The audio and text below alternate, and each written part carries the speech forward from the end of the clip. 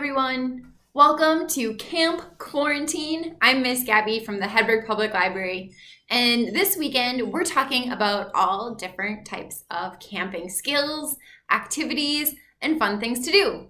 So the first thing we're going to talk about is setting up your campsite, whether that's in your living room, your backyard, or at a park or camping resort. So if you're going camping somewhere that you don't own, so not in your house or your backyard, maybe you're going to go to a state park or a campground or a national park, something like that, you're going to need to plan ahead. A lot of times, popular places like state parks and national parks fill up years in advance with reservations. So plan ahead, visit their website, and make your reservation. They'll also tell you all about the rules for camping at their location. That way you're prepared. But if you're camping in your backyard or somewhere you're familiar with, you still want to be careful about where you put your tent. So when you get to your campsite, you want to pick a spot to put your tent that is safe for you and your equipment, as well as the nature around you.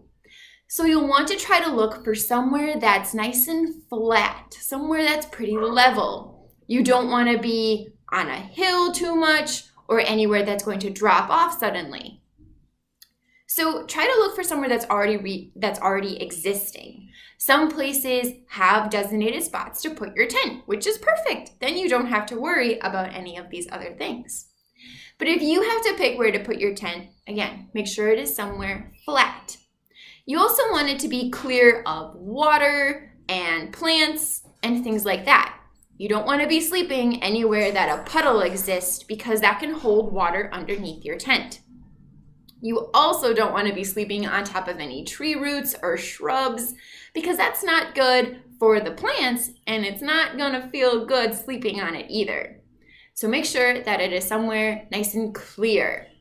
You'll also want to check that it's free of any bug areas like an anthill because you definitely don't want those in your tent. Then it's time to set up your tent. Let's check it out. The first thing you'll want to do is lay out your tent. Since we're inside, we are not putting a tarp or what's called a footprint underneath the tent. The footprint can help protect the tent from anything on the ground. Next, you'll want to assemble your poles. They typically attach together just like this. Next, we're going to add our poles to our tent. We put the ends of the poles in special grommets that help make it sturdy. The poles give the tent its shape. You'll attach the poles by either sliding them through sleeves sewn into the tent body or by clips like on this tent. Sometimes it helps to have two people for this part. Next, we're going to add the weather tarp, or what's called the rain fly. This helps protect the inside of the tent from things like rain and wind and extra sun. Since we're inside, we are not staking down our tent, but that helps secure the tent to the ground in case it is windy or when you move inside the tent. Now that we have our tent set up, it's time to put in our camping supplies. Some of the things you might keep in your tent are your sleeping bag or some blankets and pillows if you're doing this at your own home or in your backyard. You can also add some lights. That works best if you're inside, and those are just for fun. Inside your tent, typically at the top, you can kind of see where I'm tugging right here. There's a little loop where you can attach a flashlight or a lantern, so when you're in your tent at night, you can still see safely. Let's go over some other camping supplies you might need for an overnight adventure, whether you're in your backyard or going to a campground or park. So I brought some camping supplies. Just a few because I'm in my living room. But let's see some of the things I might bring with me camping. I would bring some rope It's always good to have an extra length of rope with you when you're camping. You can use it to tie down your tent if it's getting a little extra windy, or if you need to secure anything else to your pack if you're doing some hiking. You can use it as a clothesline between two trees to help you dry maybe your beach towels or some rain gear, things like that. You can also use it to tie a lantern up into a tree branch so it hangs and illuminates your camp area. Lots of uses for a rope. We'll go over some important knots to know later. You'll also want to bring a flashlight.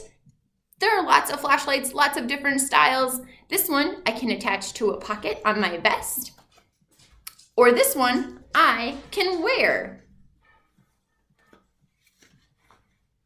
This helps keep my hands free while I'm hiking. I probably wouldn't wear it with my hat though.